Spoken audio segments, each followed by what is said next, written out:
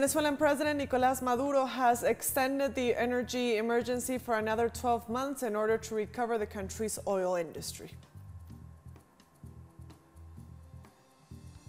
Ecuador's National Electoral Council has concluded the vote count of the first round of the presidential elections, confirming Andrés Arauz's victory.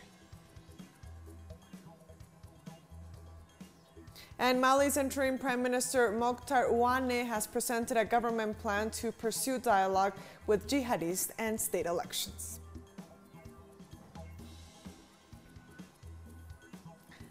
Hello and welcome to teleSUR English. I am Estefania Bravo from the headquarters of Quito in Ecuador. This is from the south.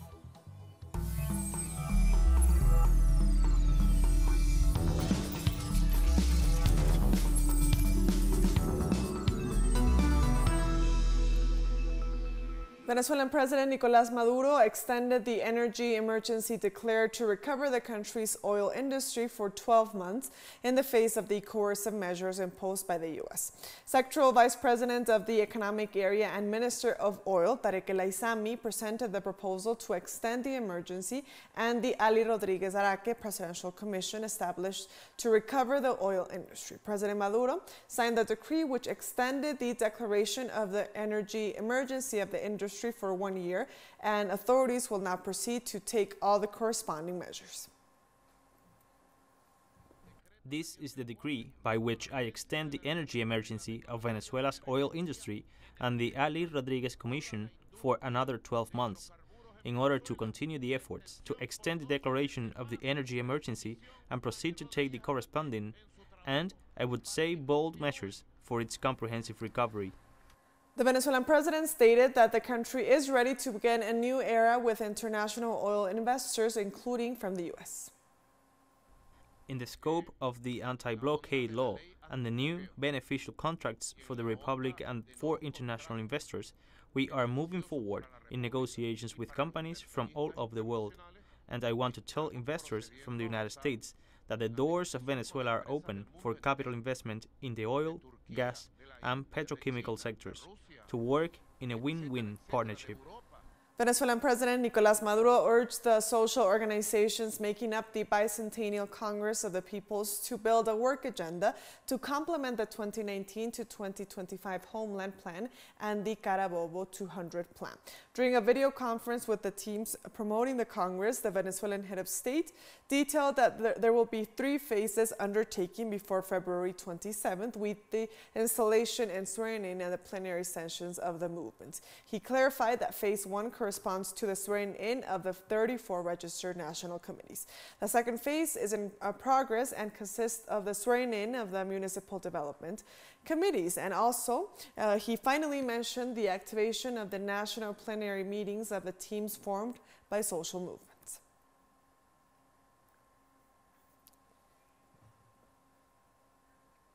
Staying in Venezuela, the government began the distribution of the Sputnik V vaccine doses to the interior of the country this Friday.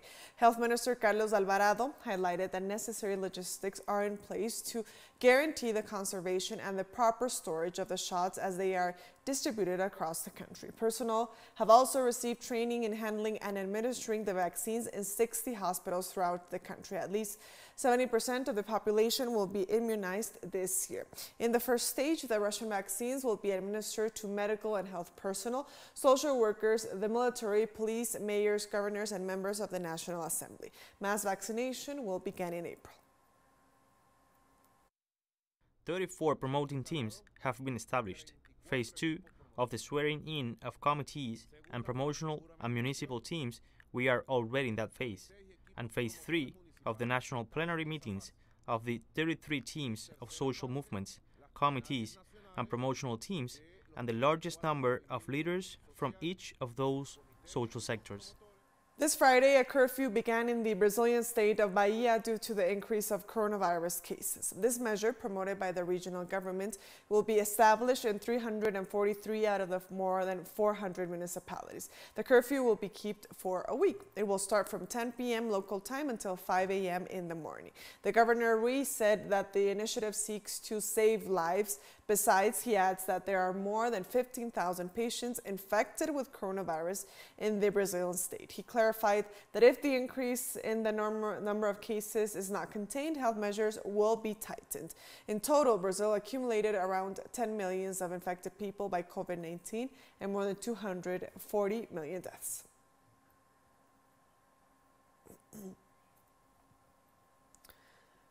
Protests were held in the Brazilian state of Sao Paulo this Friday in rejection of the suspension of economic aid to mitigate the financial impacts of the COVID-19 pandemic. The mobilizations are being led by the homeless workers movement. Protesters blocked roads to demand the government of Jair Bolsonaro to restore the economic aid offered during the pandemic. They stressed that extreme poverty has increased by 12.8% to reach 27 million people. The president cut economic aid for vulnerable citizens, even though it was endorsed by Congress.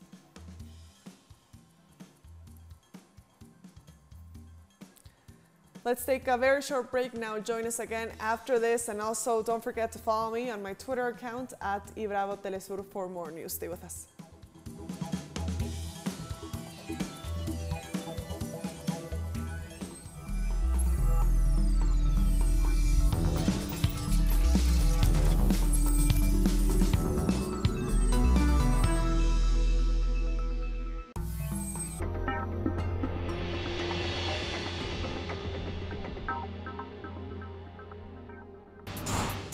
Innovation, science, the technological breakthrough, and its influence in society.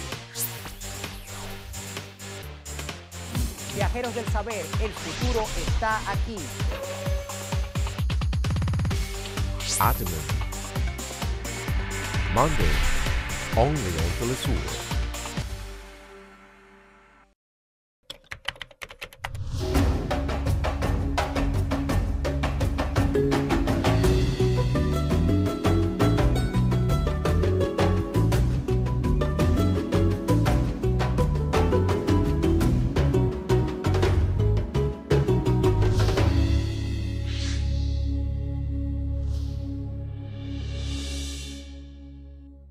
Pakistani journalist Tariq Ali analyzes the international media influence driven by the empire, acts as an analysis of political, economic, and social life throughout Latin America through our stream and website in English. A critical space committed to truth to determine the conjuncture that moved the world today. The world today. Mondays on teleSUR.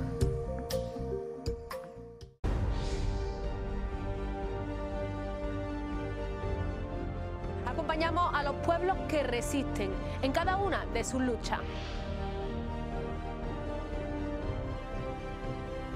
Somos esa ventana que se abre para visibilizarlos entre fronteras.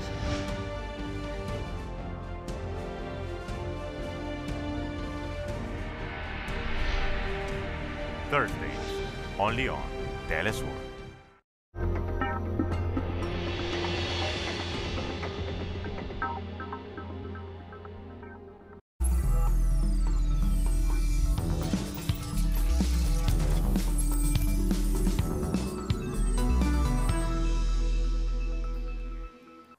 Welcome back to From the South. More news now. In Ecuador, the Electoral Council concluded the vote count of the first round of the presidential elections, confirming Andrés Arauz's victory with 32.72% of the vote, followed by Guillermo Lasso, who secured 19.74%. This information was published on the official site of the Electoral Council, which announced that 100% of the ballots had been counted.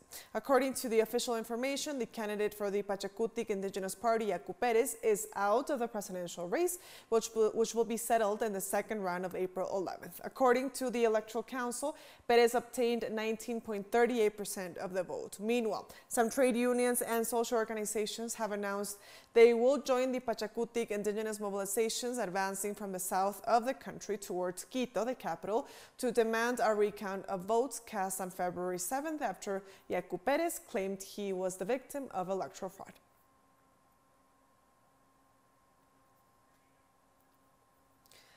And in statements to the press after returning to Ecuador from the U.S., where he concluded a working visit, the presidential candidate for the Union for Hope coalition, Andrés Arauz, offered a report on the meetings he held with the IMF and officials of the Biden administration. We have outlined what would be very fruitful relations between our two countries, focused on some particular areas: the protection of the rights of our Ecuadorian brothers and sisters, of the migrants living in the United States. Secondly, to continue generating economic opportunities for foreign trade and investment, and of course, access to education and knowledge so that Ecuadorians can access the best university education that is available in the world, which is still in the United States. The presidential candidate also stressed that the conditions he's proposing to cancel the country's debt with the IMF will benefit Ecuadorian families. Specifically in terms of the agreement with the IMF, we will continue to meet our financial obligations. That is to say, we have to repay those loans. We are a member country of the IMF. Obviously, we have to comply with the obligation, but the conditions agreed with Mr. Moreno are quite another matter. I was very clear when I said that the conditions agreed with Moreno are not convenient for Ecuadorian families. They could generate greater bankruptcy of businesses and companies in Ecuador, so we will move to a plan that benefits Ecuadorian families and talk about the development needs of Ecuador. Moving on, Argentine President Alberto Fernandez this Friday launched the Economic and Social Council that will outline guidelines in several areas for the country's development. This act was headed by President Alberto Fernandez, who will create the council by means of a decree. The Economic and the Social Council will promote long-term state policies in the areas of education, health, productivity, social integration, the environment, and climate change, among others. The council will be made up of representatives of trade unions, business people, and civil society, and will also be chaired by the Secretary of Strategic Affairs, Gustavo Vélez. This social and economic council is based on the premise that all Argentinians have to be represented here. When I was coming here, I was asked by a journalist where the opposition was. I have no idea how many opposition representatives there are here. I asked the media what they think, because here there are representatives of social sectors, economic institutions, workers' institutions, of social movements. I have no idea if they are government supporters or not. What I am certain of is that they are summoned here so that once and for all we build a country with a different logic. In Argentina, revelations surrounding influence peddling by Health Minister Ginés González García to gain access to COVID-19 vaccines have led to his resignation. The irregular conduct of the now former minister was made public by González himself during a radio interview with journalist Horacio Verbitsky, during which he said that he had received the vaccines thanks to a favor done by an official. President Alberto Fernández asked the minister to submit his resignation through Cabinet Chief Santiago Cafeiro. According to sources from the presidential palace, the current Secretary of Access to Health, Carla Bisotti, is the main candidate to occupy the post.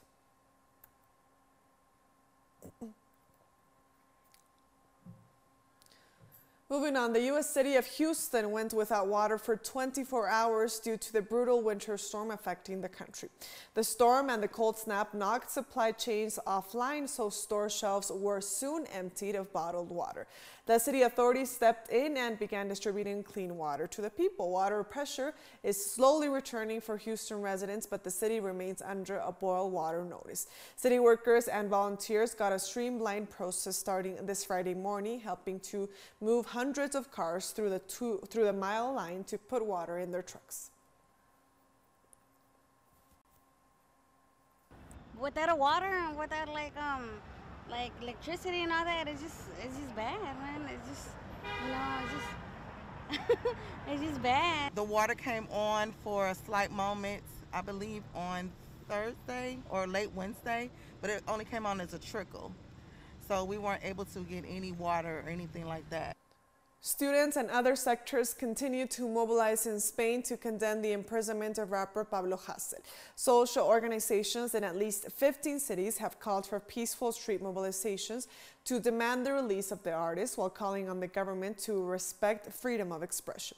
The sentencing of the rapper for expressing his opinion about the Spanish monarchy has sparked widespread condemnation in Spain and abroad. Activists have also condemned the police repression of protesters.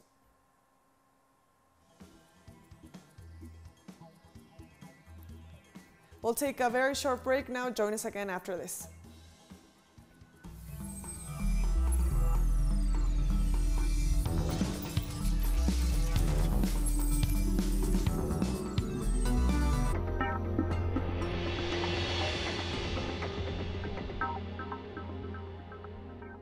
Hola, ¿qué tal? Sean todos muy bienvenidos a Vidas.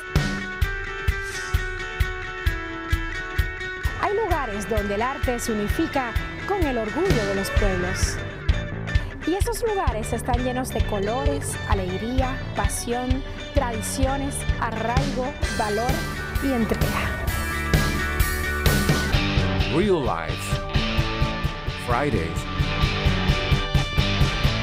Only on teleSUR.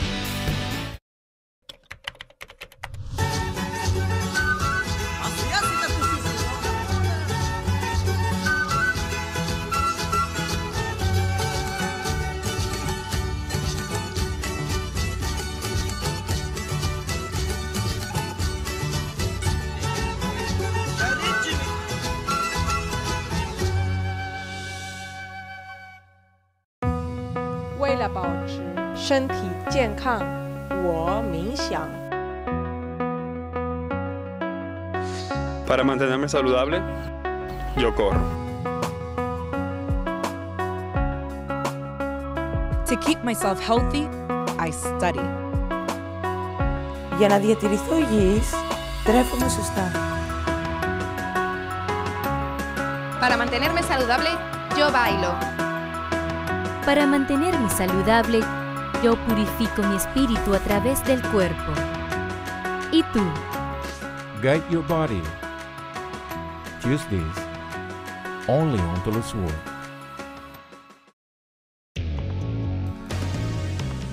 A review of the world news that investigates, incites analysis and induces criticism, because every event has a context. Pusimos el punto en la I. Dot in the I. Saturday, only on teleSUR.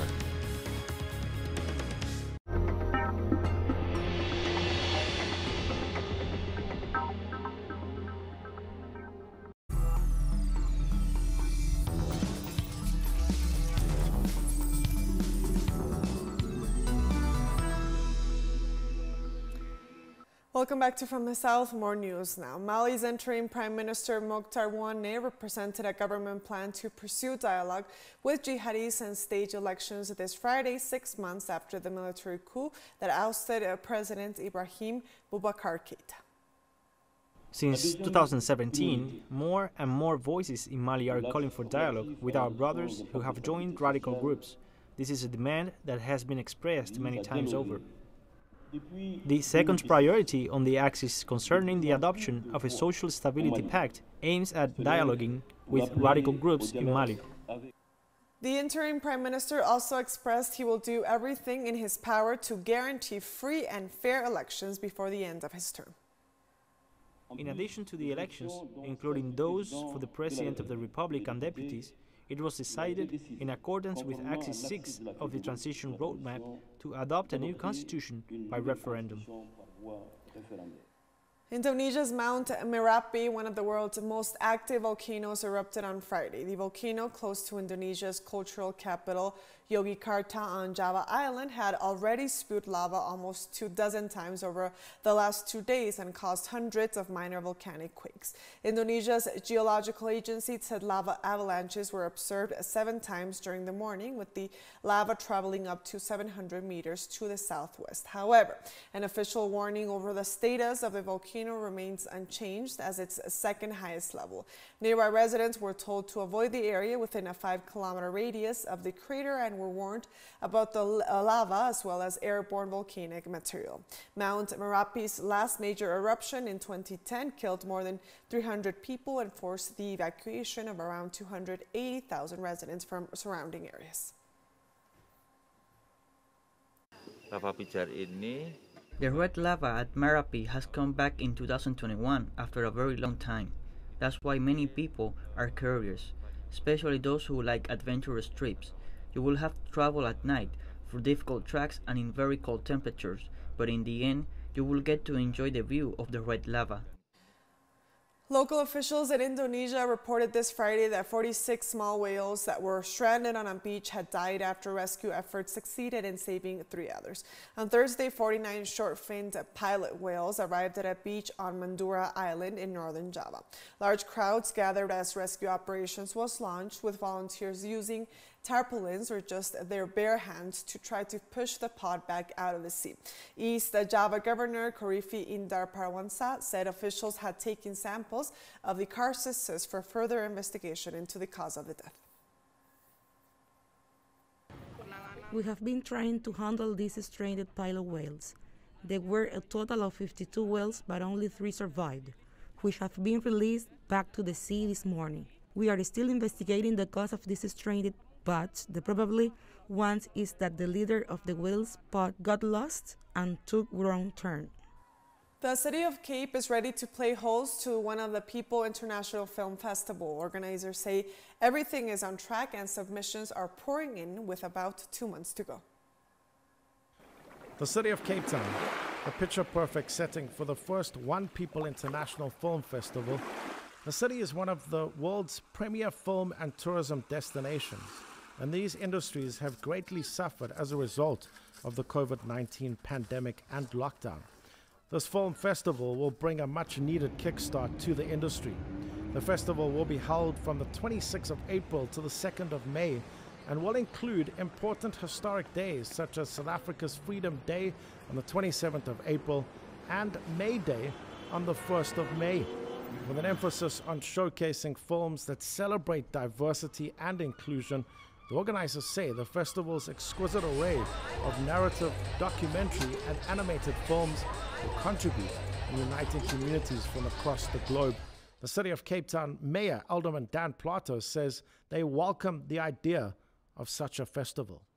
A festival of an international kind of a standard. You call it already, it will be one of the biggest in Africa.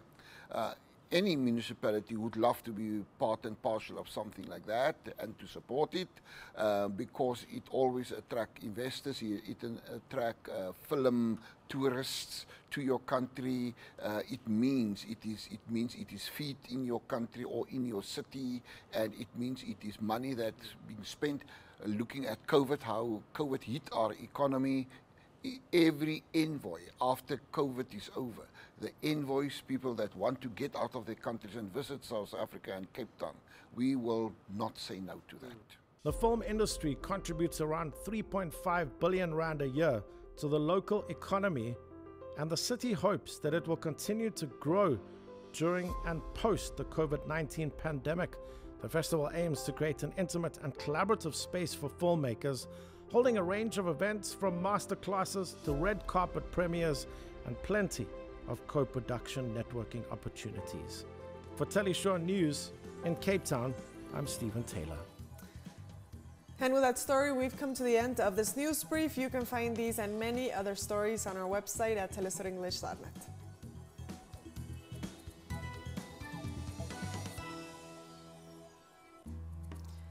And don't forget to follow us on our social media accounts as well. We are on Facebook, on Twitter, and on Instagram. For telesur English, I am Estefania Bravo. See you next time.